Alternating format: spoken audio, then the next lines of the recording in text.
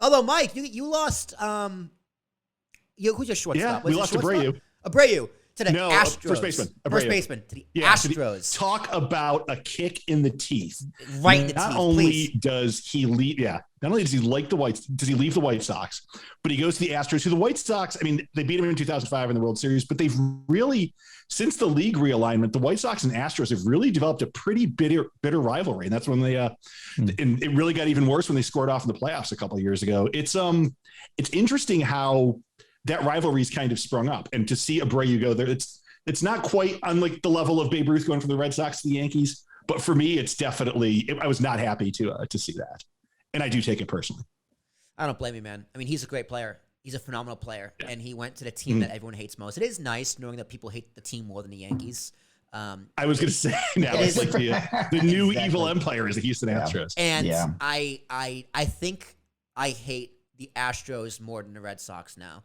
Because now the Red Sox are bad. It's just kind of like, whatever. I can just laugh at them. And like, if I have a friend from Massachusetts, be like, hey, well, screw the Yankees. I'm like, dude, scoreboard, right? I said that growing up all the time. Scoreboard, ring fingers, Look at like Yogi Berra. Yogi Berra has more rings than your whole team, and he's dead. So I mean, there's that. But Allan, you're Tigers. I don't even know. I couldn't even name 5 players on your team, to be honest. Oh, come on. Baez. That's all you have to need to know. The shortstop. He's the future. I know he had a really tough year last year, but their goal this year is 500 win percentage. Beat the White Sox. That's their goal. The Tigers play the White Sox. The problem with the White Sox has always been they can't beat their own division. But the division's terrible. There have been plenty of years. Yeah. And that's the thing is, it's like they play down to their opposition. So well, you got the Guardians, the Tigers, the White Sox. The worst division of baseball. Yeah, by far, it is the worst division. Guardians, Tigers, White Sox, Twins, and the Royals. And the Royals. You got 5 teams, and almost all of them are really bad. Yeah, almost. I mean, the Guardians, you could argue, are the best team in that division. They're the tallest midget in that division. And they got Francona, who's a great Twins. You gotta love Francona. The thing with the Twins is like they just stick around. They're like a hemorrhoid or something. They just refuse to go away.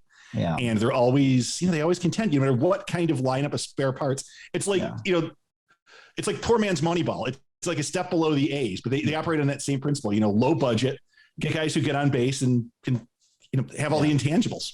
The only nice thing about the AL Central is that anybody could win that division this year. I mean, it really is up for grabs. And I say that sort of tongue in cheek. It's going to be tough for the Royals and the Tigers to win that division, but it's going to be really competitive to see who loses the least amount of games. So it's going to be interesting. The race to 100. Correct. Correct. I think that, for my sake, and I think for Mike's sake, like, I think that's the only interesting part of that division this year is it's a crapshoot. I don't know who's going to win. Yeah. That's going to be fun though. Right? That's going to be fun as a fan. I think so. Because it's interesting. And it's that in of itself is reason to go to the games other than the fact that they're cheap because their team's bad. But the AL East, you're always going to get a ticket. My AL East, it's like the Yankees are always going to be there. The Red Sox could be there if their owner wasn't a jerk. The Red Sox could be there. Yankees are going to win that division, no doubt. The Rays are always there, and the Blue Jays are always competitive. They're around. They're around. Yeah. But to your point of the Twins, Mike, the problem with the Twins is they usually face the Yankees in the playoffs, and every single time, 4 games, the Yankees beat them. That's just how it works. Yep. That's just how it works. What are the God, do we have to hear you all night just talk about the Yankees beating Hell everybody? man. This is my podcast. You're in my house. His podcast, his house, his rules. The house that Will built. The house that Will built. I love it. I was just going to say one quick thing about. Yeah, go ahead. I just say real quick about Yankees Twins. Back in so my wife's from Minnesota. And back when we lived in Chicago, we used to drive up there every summer to visit the in-laws. And then there was one year, I think it was probably 2004 or maybe 06. No, it was before the White Sox won the World. So probably 03 or 04 when the Twins played the Yankees in it was the abbreviated, the 5-game playoff. Got to game 5. Chris and I decided the night before, heck, let's drive up and get cheap tickets. Got the worst tickets in the Metrodome. Sat in the row ZZZ of section 505, and got to watch the Yankees win in the bottom of the ninth with I think they won it on a wild pitch or something really bizarre. But just watching all those Twins fans' hearts break was a Did you have to wonderful watch the game on the big screen because you couldn't see the players? Pretty much. I spent most of the time looking at the jumbotron because you couldn't actually see the home plate was this tiny little speck. I mean, the Metrodome was massive. Mike, we should make a wager. Like, whoever finishes higher in our division, the Sox or the Tigers, the loser has to buy steak dinner. That sounds like a plan. All right, you're on. All right, let's do it. Will, we're on the record. All right, on the record. Do I get in on that? No, because you got to spot us 40 games. Will. Yeah. All right. What if I give you a 20-game handicap? Sure. 25. 25. Or what if God? What if I had to pick the Orioles? The Orioles. That's going back to the Red Wings for a second. My childhood team. That was the team that I grew up with. Was the Orioles, because that was the Red Wings were their AAA affiliate. So I got to see Cal Ripken play when I was a kid. Kurt Schilling, Mike Messina, so many of those guys came through the Baltimore farm system.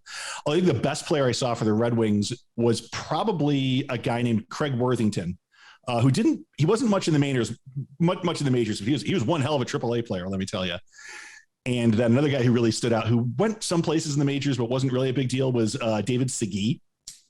Played for the Mariners for a while. I think he might have played for the Tigers for a couple years. He played for the Mariners for a while. But no, Segui was a ridiculous minor league player. Anyway, Will, if you take the Orioles, you're on.